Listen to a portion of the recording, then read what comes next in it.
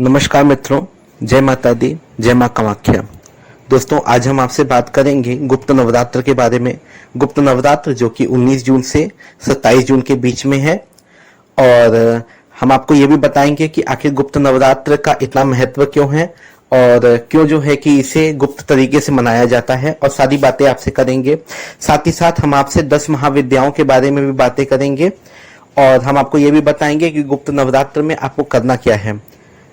तो दोस्तों, इसके पहले कि हम वीडियो शुरू करें, आपसे बहुत बहुत निवेदन है कि आप प्लीज मेरे चैनल को लाइक कीजिए, सब्सक्राइब कीजिए, मेरी वीडियोस को लाइक कीजिए, और हाँ, हो सके तो अपने मित्रों के साथ, अपने दोस्तों के साथ भी हमारे चैनल को शेयर कीजिए। तो दोस्तों, चलिए हम आपको बताते हैं नवरात्र के बारे में।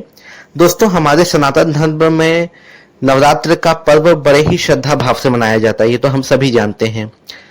जो हिंदू वर्ष होते हैं, यानी कि जो हमारे हिंदी कैलेंडर के हिसाब से जो हमारे साल चलते हैं, उसमें चैत्र, आषाढ़, आश्विन और माघ, इन चारों महीनों में नवरात्र का पर्व मनाया जाता है।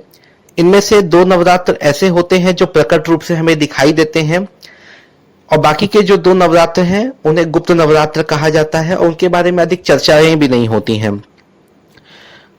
चैत्र और आश्विन मास के नवरात्र में देवी प्रतिमा स्थापित करके माँ दुर्गा की पूजा आराधना की जाती है, और जबकि आषाढ़ और माघ महीने में जो की जाने वाली जो देवी पूजा है वो गुप्त नवरात्र के अंतर्गत आती है।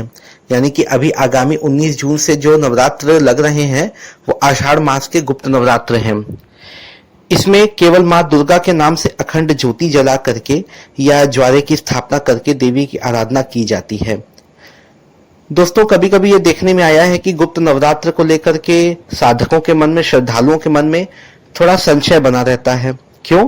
क्योंकि कुछ विद्वानों का ये मत है कि गुप्त नवरात्र केवल 10 महाविद्याओं की ही साधना की जाती है, 9 देवियों के जो 9 रूप हैं उनकी साधना नहीं की जाती है। लेकिन दोस्तों, हमारे हिसाब से ये उचित नहीं है, क्योंकि नवरात्रि का जो पर्व है वो देवी आराधना से ही संबंधित है, जिसमें हम 10 महाविद्याओं की साधना के साथ ही अगर चाहे तो नव दुर्गा की साधना कर सकते हैं, या 9 दिनों के अनुसार हम देवी आराधना कर सकते हैं।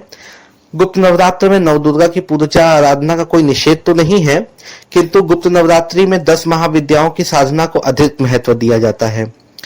इसीलिए जो भी श्रद्धालुगण हैं वो अपनी अपनी श्रद्धा व सामर्थ्य के अनुसार गुप्त नवरात्रि में नव दुर्गा या 10 महाविद्या की साधना इस अवधि में संपन्न कर सकते हैं। तो दोस्तों, अब हम बात कर लेते हैं कि हम देवी आराधना को किस तरीके से कर सकते हैं। तो मुख्य रूप से देवी आराधना को हम 3 भागों में बांट सकते हैं। इनमें पहला है घट स्थापना या अखंड ज्योति प्रज्वलित करना, या फिर ज्वारे स्थापित करना। श्रद्धालुगण अगर चाहें तो अपने सामर्थ्य के अनुसार या अपनी शक्ति के अनुसार तीनों ही कार्यों को प्रारंभ कर सकते हैं, या इनमें से 1 या 2 कार्य भी कर सकते हैं। आप चाहे तो घट स्थापना कीजिए, आप चाहे तो अखंड ज्योति जलाइए, और अगर आप चाहें तो थाली में मिट्टी डाल करके उसमें आप ज्वारे भी उगा सकते हैं। अगर आप चाहें तो यहाँ पे आप मेरे ख्याल से अगर आप अखंड ज्योति जला करके भी अगर इस आराधना की शुरुआत करेंगे तो वो भी अच्छा होगा। इसके बाद अगली चीज आती है दुर्गा सप्तशती का पाठ व जाप। देखिए दोस्तों, दुर्गा पूजा में या देवी पूजा में दुर्गा सप्तशती का बहुत ही महत्व है। अगर संभव हो सके तो नवरात्र के 9 दिनों में हर एक श्रद्धालु को दुर्गा सप्तशती का पाठ करना चाहिए, किंतु कारणवश अगर ये संभव नहीं हो तो देवी के नवाण मंत्र का जाप आप यथाशक्ति कर सकते हैं। वो नवाण मंत्र क्या होता है, क्या है, वो मैं अभी आपको बताता हूं। तो दोस्तों, ये जो नवाण मंत्र है ये है ओम ऐम वेम क्लीम चामुंडाय वच्चे। दोस्तों, हमारा नवाण मंत्र है ओम ऐम ह्रीम क्लीम चामुंडाय वच्चे। दोस्तों, इसके बाद अगली चीज है जो आप कर सकते हैं, उसमें आप एक हवन करवा सकते हैं, और आप चाहें तो कन्या भोज भी करवा सकते हैं। लेकिन दोस्तों, जहां तक मुझे लगता है कि कन्या भोज कराने में आपको थोड़ी सी कठिनाई आएगी, क्योंकि गुप्त नवरात्र के बारे में लोगों के मन में एक ये विचार, मैं क्या बोलूं, एक ये विश्वास है लोगों के मन में कि गुप्त नवरात्र की जो पूजा है वो तंत्र साधना में या तांत्रिक क्रियाओं में ही की जाती है। वैसे तो ये सच है, लेकिन हाँ, अगर आप श्रद्धा भाव से चाहें तो कन्या भोज भी करा सकते हैं, लेकिन मेरे हिसाब से ये ठीक नहीं होगा। तो इससे अच्छा है कि आप पूर्णाहुति हवन करवा लीजिए। ठीक है दोस्तों, ये ज्यादा अच्छा होगा। अब हम आपको बताते हैं 10 महाविद्याओं के बारे में। तो दोस्तों, जो शाक्त परंपरा से जुड़े हुए हैं, यानी कि जो शक्ति के उपासक हैं, उनके अनुसार जो गुप्त नवरात्रि में जिन 10 महाविद्याओं की साधना की जाती है, उनके नाम इस प्रकार हैं: माँ काली, माँ तारा, माँ छिन्नमस्तिका, माँ षोडशी यानी कि भैरवी, माँ भुवनेश्वरी, माँ त्रिपुर सुंदरी, माँ धूमावती, माँ बगलामुखी, माँ मातंगी और माँ कमला। दोस्तों, इन देवियों को 10 महाविद्या कहा जाता है। इनका संबंध अगर देखा जाए तो भगवान विष्णु के 10 जो अवतार हैं, जो दशावतार हैं, उनसे भी है।